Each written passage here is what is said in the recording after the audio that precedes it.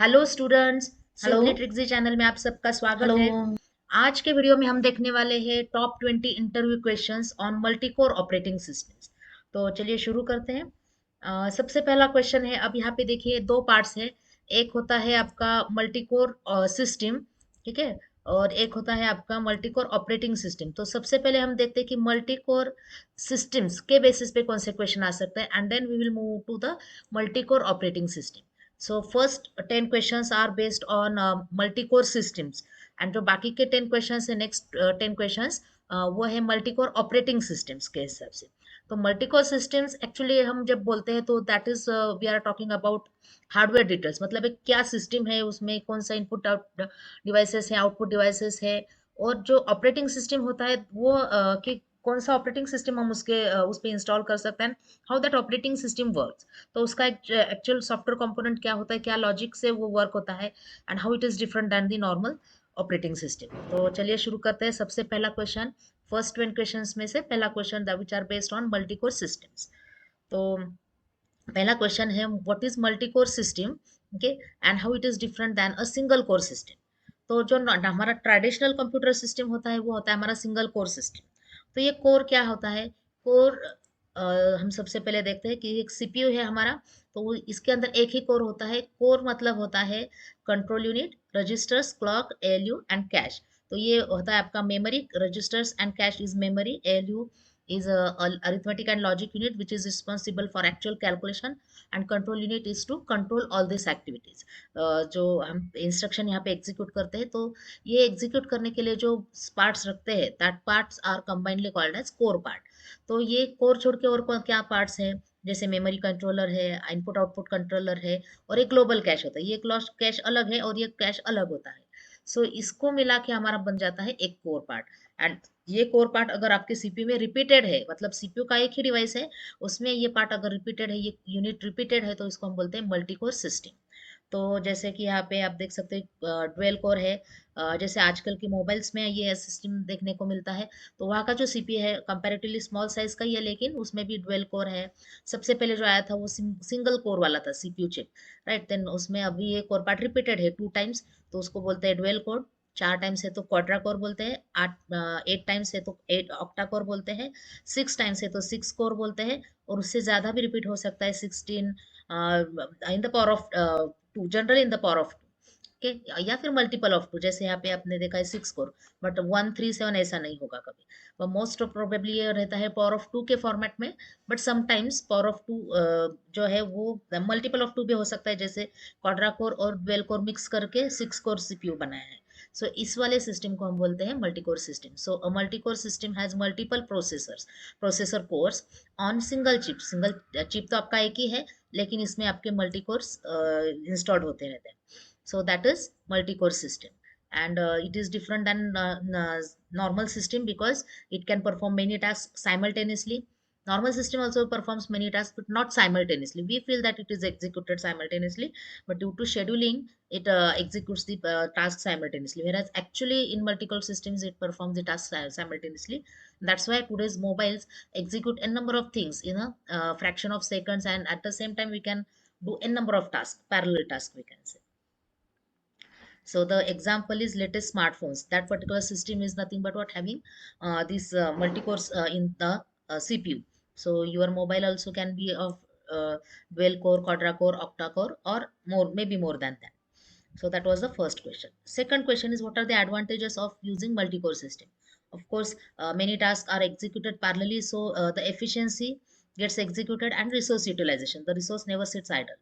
So multi-core systems are having improved performance and multitasking capabilities, which actually increases the energy efficiency because your system doesn't sit idle, and the maximum output will be retained within the shortest time. For example, a quadra core system can run minimum 4 applications. अब 4 applications ही minimum 4 applications क्यों? क्योंकि one core at least एक process execute कर सकता है, but one process can be made up of multiple threads, and एक core का capability हो सकता है कि वो इतने multiple threads भी execute करे. So there can be four 4 threads in one process. So likewise 4 into 4. 16 threads ये एग्जीक्यूट करता है, दैट मीन्स 16 टास्क ये एग्जीक्यूट कर सकता है, that's why the question answer is minimum 4 application, so more than that it can definitely execute. Next question is explain the terms hardware threads and software threads. अब normally जब हम programming करते हैं, जैसे सी प्लस प्लस है या फिर Java programming है, पाइथन प्रोग्रामिंग में, तो उसमें थ्रेड प्रोग्रामिंग कंसेप्ट करते हैं, मल्टी थ्रेडिंग कंसेप्ट है, जिसमें हम प्रोग्राम को डिवाइड करते हैं. तो जब ये थ्रेड्स एग्जीक्यूट होता है, how operating system gets executed for this. So the multi-core system or multi-processor system is the best option for that. Now if we have multi-core system, how it gets executed. So the programming through जो हम thread create करते हैं उसको बोलते हैं software thread, because वो software है, program है. Okay, and hardware threads का मतलब है, thread means smallest part. So जो ये आपका unit है, separate unit है, इसको बोलते हैं threads. So hardware threads refer to physical execution unit. तो आपके पास जो जो सॉफ्टवेयर के यूनिट्स है, जैसे यहाँ पे कोर है, कोर के अंदर हमारा जो एएलयू है, चार एएलयू, चार कोर से मतलब चार एएलयू है, चार सीयू है, चार रजिस्टर्स है, चार कैश मेमोरी है. So all that are called as physical threads और hardware threads. Okay, whereas जब हम प्रोग्राम लिखते हैं तो उसको जो हम डिवाइड करते हैं, फॉर एग्जाम्पल एक प्रोग्राम है जिसमें हम चार थ्रेड्स क्रिएट करते हैं. एक केस में हमने प्राइम नंबर एग्जीक्यूट किया है to run the, sorry to display the prime numbers below 1000, या फिर वो डिस्प्ले करते ही जा रहा है. देन सेकंड थ्रेड में नेचुरल नंबर सीरीज डिस्प्ले करते जा रहा है. So likewise we can create four threads, so that can be considered as a software thread. So whenever we say dual core processor system is there, so it is running actually two software threads and two hardware threads. It already have, क्योंकि उसमें दो course है, मतलब दो threads है, hardware threads है, because two cores are there. Inside that again two parts are there, like two registers, two caches. So that is two physical units are there. So it is called as two hardware threads are there. Right. Next question is how does a multi-core processor handle parallel processing task. So parallel processing कैसे हो सकता है? Definitely चार अलग अलग parts होते हैं. The core part is the responsible part which is actually doing the execution. Okay, so that each and every core is responsible for execution of the single process, at least single process. So multiprocessor can execute multiple threads concurrently, because one core can execute multiple threads. Each core can execute separate thread or multiple thread, as I said. Okay, which actually allows parallel processing of the task. तो ये एक part हो गया. सो ये thread कब use होता है, multiple threads कब क्रिएट होता है? वेरेवर से the specific application is like video rendering systems और scientific simulation. So in video rendering systems, like for video encoding, decoding, or for anything, any task related to video, the task can be divided into n parts, and which can be run using this separate codes. The next question is, what is race condition in context of multi-programming and how it can be mitigated? So how it can be handled? ये कैसे handle होता है? So the answer is, a race condition basically क्या होता है? Like whenever there are multiple threads or multiple programs or rather processes which are which are accessing or which are requesting for same type of resource. So ये same type of resource देने का काम kernel जो आपका करता है, operating system करता है. So that is giving through some code, and that code is nothing but called as race condition for. उस पर्टिकुलर कोड को बोलते हैं क्योंकि वो कोड दोनों जगह पे यूज होने वाला है या फिर मल्टीपल प्रोसेसेस यूज करने वाली है. सो उसको बोलते हैं race condition, because all the processes are requiring और requesting for the particular code. So a race condition occurs when multiple threads can access shared data simultaneously, क्योंकि सबको वही रिसोर्स चाहिए, राइट. बट कब तक चाहिए और क्या आउटपुट आउटकम आएगा, that is unpredictable. Now to resolve this race condition, कि ये मतलब कैसे करेंगे, सबको कैसे देने, तो सिंक्रोनाइजेशन मैकेनिज्म यूज करते हैं. फॉर एग्जांपल लॉक और सीमाफोर्स. तो जैसे एक प्रोसेस ने मतलब चार प्रोसेस वेटिंग कर रही थी एक रिसोर्स के लिए, वो रिसोर्स फ्री हो गया, प्रोसेस P1 को उसको रिसोर्स मिल गया. Now P1 is locking it so that other process should go in waiting state. तो बाकी के प्रोसेस में नहीं आएंगे और डेटा करप्टेंसी होगा नहीं वहाँ पे, या फिर डेटा इनकम कंसिस्टेंसी नहीं होगा. So for that purpose race condition जब भी आता है तो वहाँ पे लॉकिंग सिस्टम या फिर लॉकिंग मैकेनिज्म यूज किया जाता है बाय कर्नेल इटसेल्फ.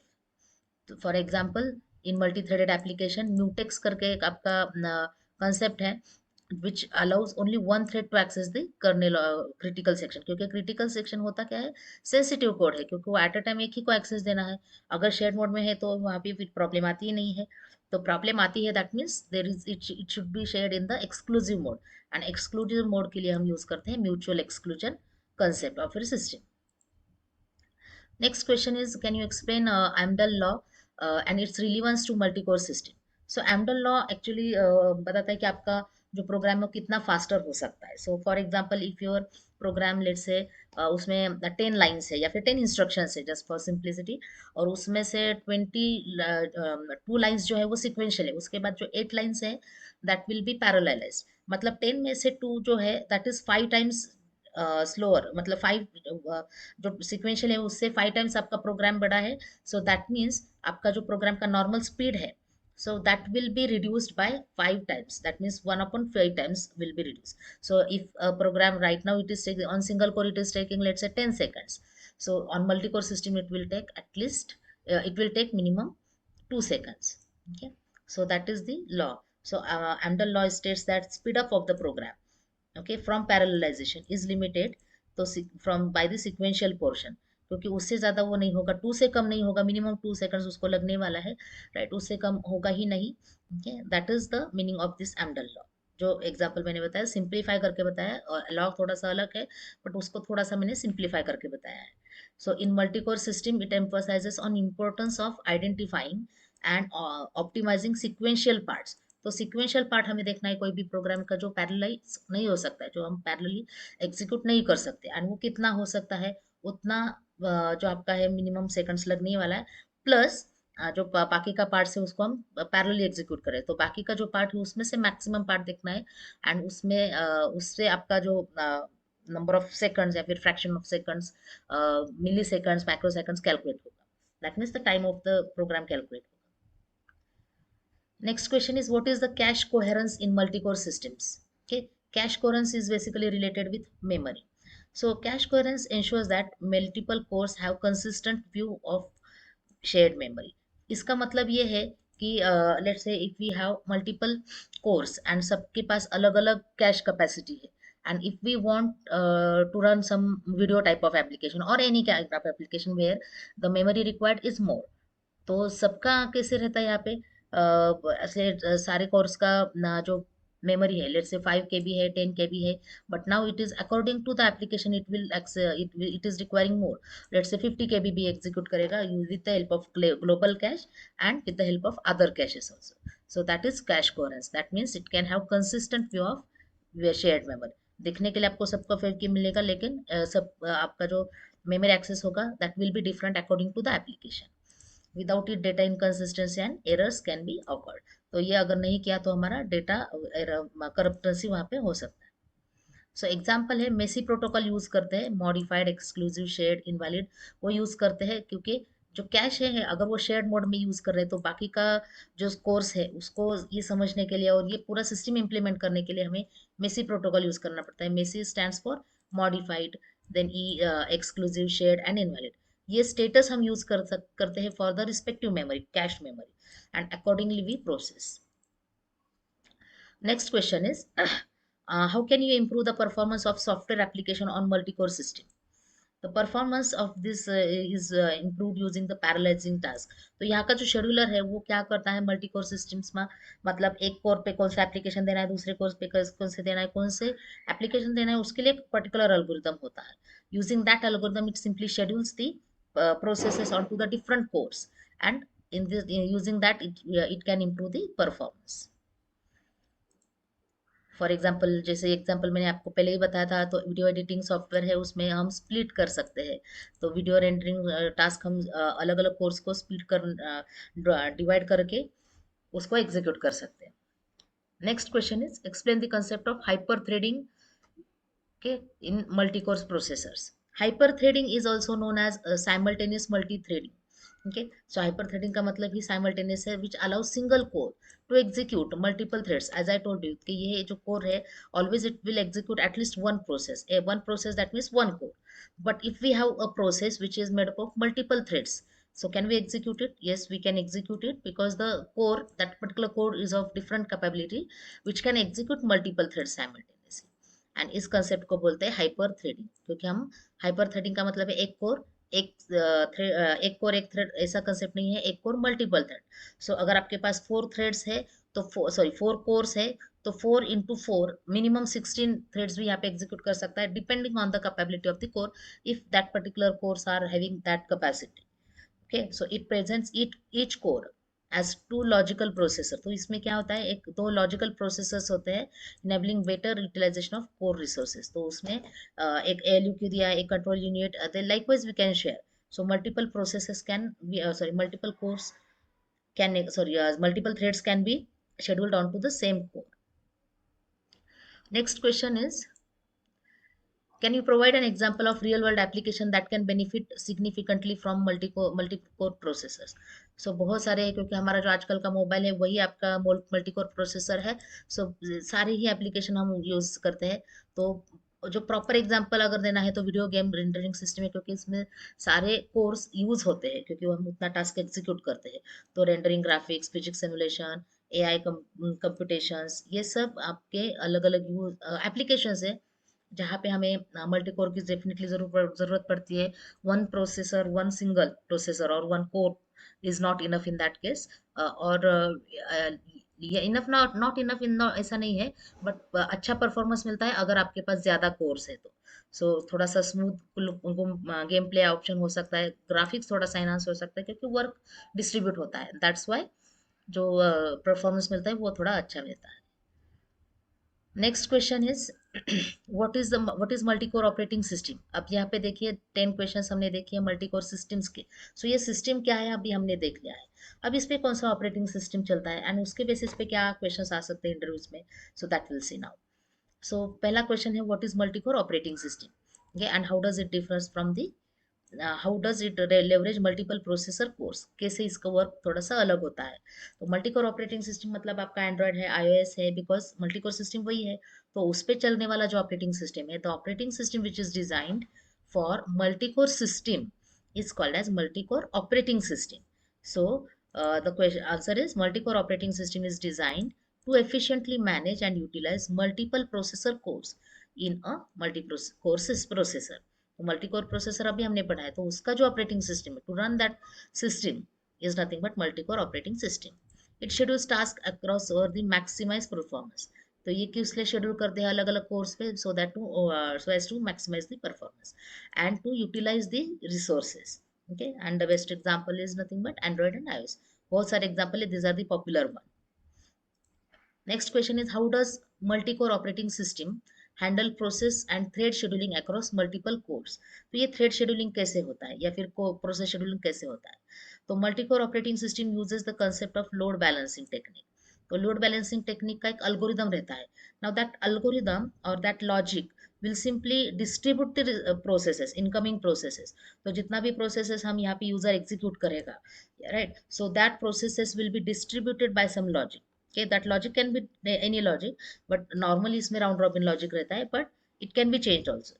तो first processor core first process, second core second process, third core third process, then fourth process जब आएगी तो वापस वो first को दे जाएगी अगर हमारे पास 3 cores है तो। So likewise it will be distributed, which is called as load balancing technique. तो वहाँ पे एक प्रोग्राम रहता है, एक शेड्यूलर प्रोग्राम रहता है हर एक ऑपरेटिंग सिस्टम में, and that gets distributed.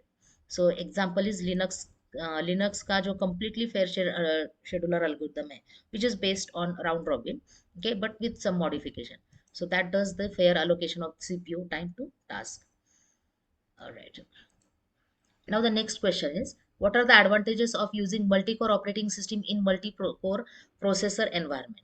So advantage तो सिंपल बहुत ही सिंपल है कि आप पैरेलल एग्जीक्यूशन करते हो तो आपका थ्रूपुट इंक्रीज होता है, आपका डिले कम हो जाता है, फर्स्ट रिस्पॉन्स टाइम मिल जाता है क्योंकि आपका प्रोसेस सबसे पहले ज़्यादा शेड्यूल होता है। So the best advantage is system responsiveness, क्योंकि सबसे पहले आपका प्रोसेस शेड्यूल हो जाएगा, कोई ना कोई कोर आपको फ्री मिल ही जाएगा। सिंगल कोर में वो डिफिकल्ट है, मल्टीटास्किंग कैपेसिटीज बिकॉज सारे ही कोर्स एग्जीक्यूट करते हैं at a time. Then boost overall system, total system आपका इंप्रूव हो जाता है क्योंकि आपके ज़्यादा प्रोसेसेस एग्जीक्यूट होते हैं within fraction of seconds और per unit we can say. For example a quadra core process, single core है तो हम सिंगल ही टास्क एग्जीक्यूट करते हैं, क्वाड्रा कोर है तो 4 task at a time execute करते हैं। दैट मीन्स आपका सिस्टम का ओवरऑल परफॉर्मेंस भी इंक्रीज होता है। Okay, So that is the advantage of it. Explain the term parallelism and in context of multi-core system. So parallelism का मतलब है the art of executing parallel programs, okay, on single system. तो एक CPU तो एक ही process execute करेगा, एक core भी एक प्रोसेस ही एग्जीक्यूट करेगा क्योंकि सीपीयू के अंदर ही कोर है, बट अब कोर ही रिपीट हो रहा है, that means each process can execute, each process is scheduled on each core, that means जितने भी प्रोसेस है, जितने भी कोर्स है उतने तो एग्जीक्यूट करेंगे ही, because part of the responsibility of core is to execute the program. So parallelism refers to simultaneous execution. हम parallelly execute कर रहे हैं one task for one core. Using that particular concept, we are executing it, so it is called as parallelism. So in a multi-core operating system, parallelism is achieved by executing multiple threads or processes on different cores. The example is a web server which can handle multiple clients requests. So multiple client requests अगर हमारे पास आते हैं, so that requests are transferred to different cores. So if we have multi-core system, so that is the best example of, and of course Android वगैरह भी है, but a particular software example.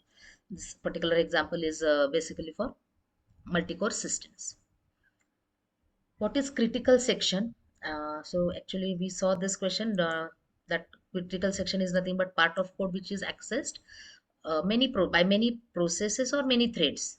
Okay, so now to avoid this, okay, we write one code, and that particular code is called as critical section क्योंकि हमें वहाँ पे locking mechanism use करना होता है, and that locking mechanism is nothing but called as a mutex or semaphore. दो अलग अलग लॉजिक है वहाँ पे, एक इसमें काउंटर इंप्लीमेंट करते हैं, एक इसमें काउंटर इंप्लीमेंट नहीं करते, ऑन ऑफ सिस्टम से वो करते हैं, but yes, locking system is maintained for the sections, critical sections rather, to access the, to avoid the data inconsistency while accessing this simultaneous code.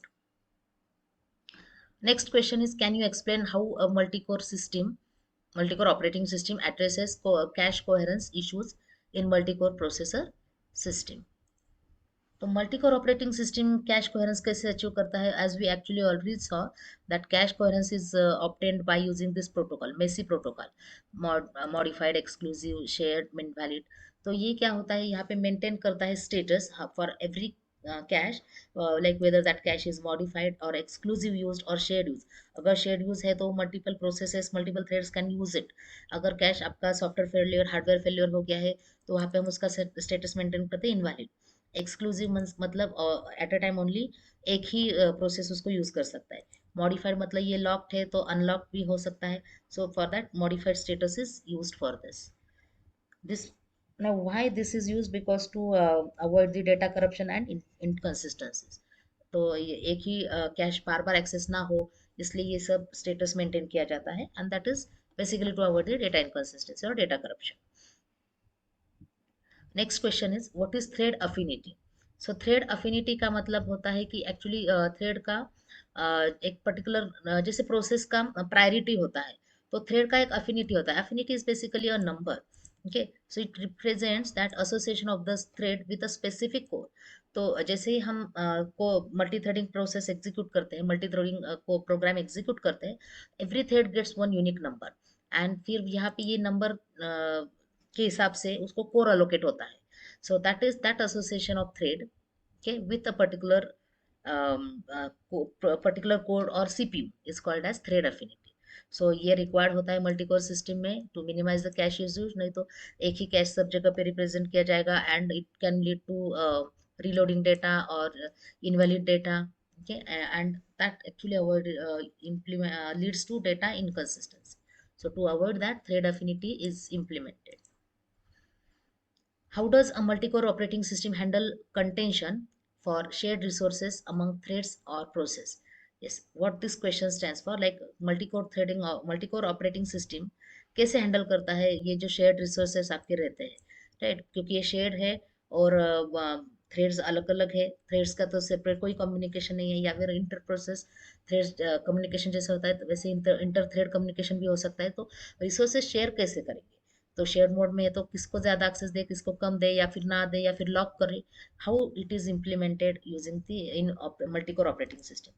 Alright, so multi core operating system as I told you, it simply uses locks, semaphores. Okay, locks में दो parts होते हैं, एक होता है आपका counter based, एक होता है directly on of. That means अगर कोई रिसोर्स है उसको तीन थ्रेड्स या फिर प्रोसेस उसको एक्सेस कर सकते हैं, तो 3 तक उसको अनलॉक ही रखता जाता है, and once it is completing counter as a 3, it will be lock. So that is we can say counter lock. And binary lock मतलब डायरेक्टली ऑन ऑफ, अगर लॉक किया है तो ऑन होगा, लॉक नहीं किया है तो ऑफ होगा. So using that it is maintained. Okay. So ये किस लिए यूज होता है, जैसे कुछ रिसोर्सेस है वो एक्सक्लूसिव मोड में होते हैं, तो उसको हमें बाइनरी लॉक ही देना पड़ता है. सो for that purpose this particular locking mechanism और this synchronization mechanism is used. Next question is, can you give an example of real world application that benefits from a multi-core operating system's capability? Yes, there are various applications. We also use many applications on mobile because we never do single task on the mobile. As soon as the computer mobile is switched on, we perform n number of tasks. So that is one of the regular example. Apart from that, scientific calculations where multiple threads can be there, multiple processes can be there for a single task. So that can be executed like weather forecasting, okay, or molecular modeling. These are the some examples. So where we can apply this multi-core operating systems, okay, because it can handle complex calculations, and there can be there can be multiple tasks which can be executed parallelly to achieve the faster results. How can a monitor and optimize the performance of multi-core systems? Okay, तो ये multi core system है, मतलब multiple course है, तो उसको कैसे monitor करें, how to improve the overall system. So basically there are some tools, monitoring tools called as profilers and system monitoring utilities. So that can help to identify the performance bottlenecks and to improve the, and we can find some solutions to improve it. So profilers are the tool, is the popular one, but other tools are also there. So to optimize performance, we can fine tune thread scheduling policies. हम उसका policy change कर सकते हैं कि अगर round robin नहीं चाहिए तो आपको प्रायोरिटी वाला भी कर सकते हैं, शॉर्टेस्ट जॉब फर्स्ट वाला भी एल्गोरिथम एग्जीक्यूट कर सकते हैं for threading. So and using that we can increase the efficiency and resource utilization. So that was the last question. So अगर आपको ये वीडियो अच्छी लगी हो तो लाइक शेयर और सब्सक्राइब करना ना भूले, and stay tuned for such nice videos. Thank you and have a nice day ahead.